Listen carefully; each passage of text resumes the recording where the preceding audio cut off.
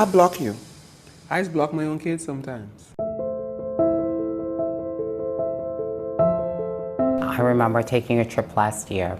I went to take a trip and I had to shut down for 4 weeks. I was going through a serious state of depression, and people don't know it's real. And I had to detox and purge. And sometimes in your walks and in your lifetime, you'd find that, you'd want to reach out to certain people, but God will have you in a position in your life that nobody will be around. It's almost as though, you can't find no one to talk to. My parents were in school in Canada, so my grandmother took me from 30 days old. So that's the only mom I knew in town. And then she had a little farm. So I used to be dirty, hang home, living my best life, because who child wants to get their home, go back home, and just living and learn how to catch crab, how to feed her crab. It was the life. So it was me and my cousins. One day, because I was a kid, I called my father by his first name. And because everybody else was calling him by his first name, and I called her mommy. They were my mommy and my daddy. And he heard that. And when he heard that, he enrolled me in school the next week. So now every Sunday we used to go by my parents' apartment.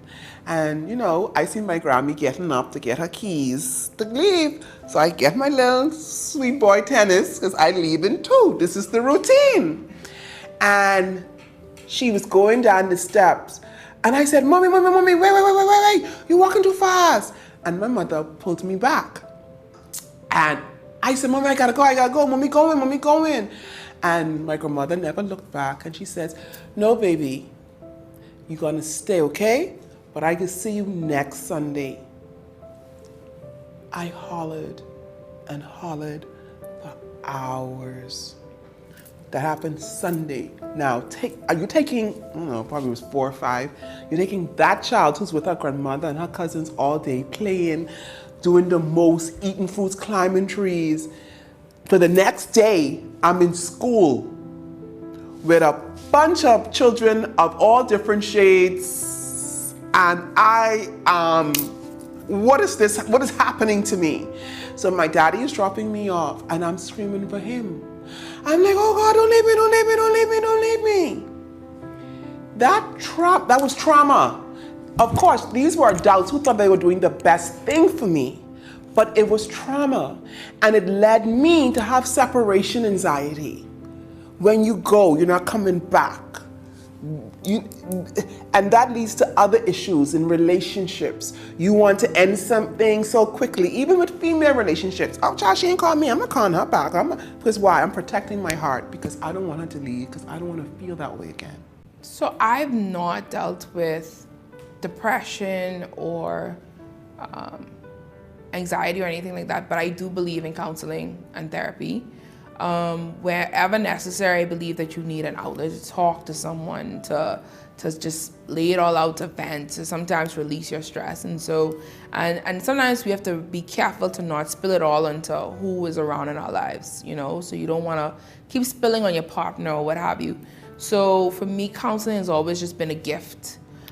Friendships have always been a gift to me. Those who I choose to open up with and be vulnerable with, I get to spill some of that way. That helps me to not only relieve stress, but to devise a better way to handle it. So I have a very stressful job, right? There's a lot to manage. There's clients' expectations, colleagues' expectations.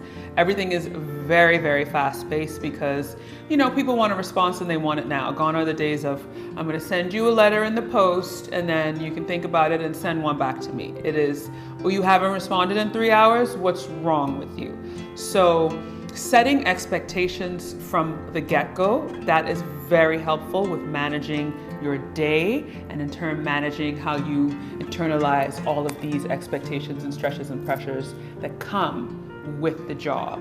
There's also the job that you have, or for me, it's just first and foremost, that's being a mom, right? And I have a child with a lot of activities. And so you're going from this way, that way, everywhere in between, and you have to manage that with your job.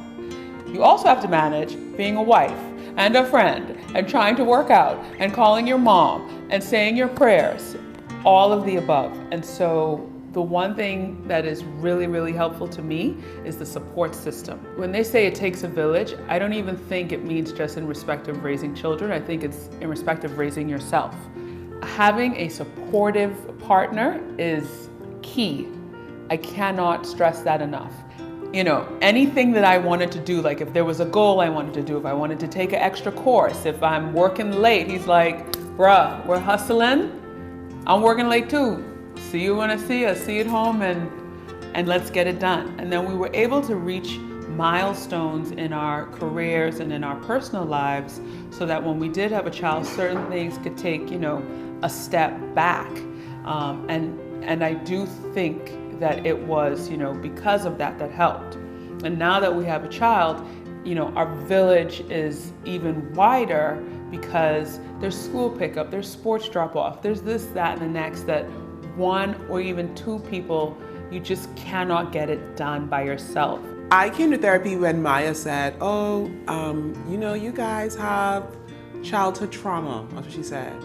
I had a whole breakdown. I cried and I carried on. I say, how you gonna have childhood trauma? All I do to take care of you. And y'all have the best. I get y'all everything. And you got trauma? I'll show you trauma. Go on East Street and see trauma. And I went off on her.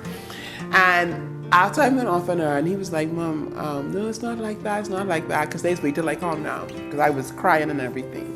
Because to me, when she was saying that, I interpreted that as I failed her. And I tried my best not to fail them. So she goes, no, Mommy, it's not that. You took it the wrong way. I apologize, whatever. I shouldn't have said it like that. And then we started a discussion in our home. And I realized that I think almost everybody had some type of childhood trauma. It was during the pandemic. When everybody was home, whatever have you, I really started to dive in and thought about what treasure. So somebody gave a session for free. And I loved it. I absolutely loved it. And I was doing it since then. For me, though, I do get overwhelmed sometimes by my to-do list. And so the way that I overcome that is by, one, reprioritizing my whole list. So I've been finding new systems of as simple as a to-do list, whether it's a sticky note, whether it's my notepad, just finding ways to deal with it, prioritizing it. Secondly, it's positive affirmations, prayer, gospel music, just because so a man thinketh, so is he. So if I am thinking, if I'm overwhelmed, if I can't think straight, if I'm not focused, it's going to have a ripple effect in my productivity. And so I'm very big on reshaping that space. We have to go through that process in life where we're honest with ourselves. And then most people say, I don't care what they say. Yes, you care. You care what they say. It's hurting you, it's bothering you, and until you deal with those issues internally, you're not gonna be any better. Therapy helps you identify those things. Therapy helps you to work on those things, to give you the tools to help you to be a better person. So therapy definitely is, I would definitely recommend that to plenty of Bahamians. That's why you ought to be blowing people off the light, and the light ain't changed good yet because you all need therapy. Today, I'm filling my cup with love, patience, and fun. I wouldn't say tequila, but I'm not gonna say tequila. So I'm filling up my cup with faith. Like I said before, I think it's the only way that you can make it through is by trusting in God and holding your faith. The second thing is gratitude. I think a grateful heart just keeps you focused. It keeps you calm. It keeps you peaceful. And I'm filling up with joy. I think people need to be more happy, more at peace, and just have a glad heart. I think in all things, laugh, love, smile, filling it up with joy. One of the things that I fill up with just near and dear to me is my life. And I always like to encourage people that, you know what, you're not making the money that you want to make, but keep going. You're not doing as half as much. People aren't talking about you. That's okay. Keep going. You know, you're not in the space that you'd like to be. Keep going. You're not on the job that you want to be, but you got to keep going. You got to keep feeding your light.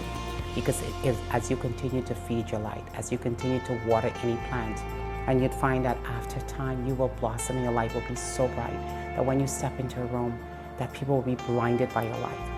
I block you. I just block my own kids sometimes.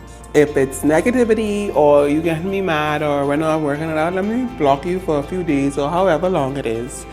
So definitely cutting off and isolating myself before it goes to another level. It's just small things that make you happy, surrounding yourself with those.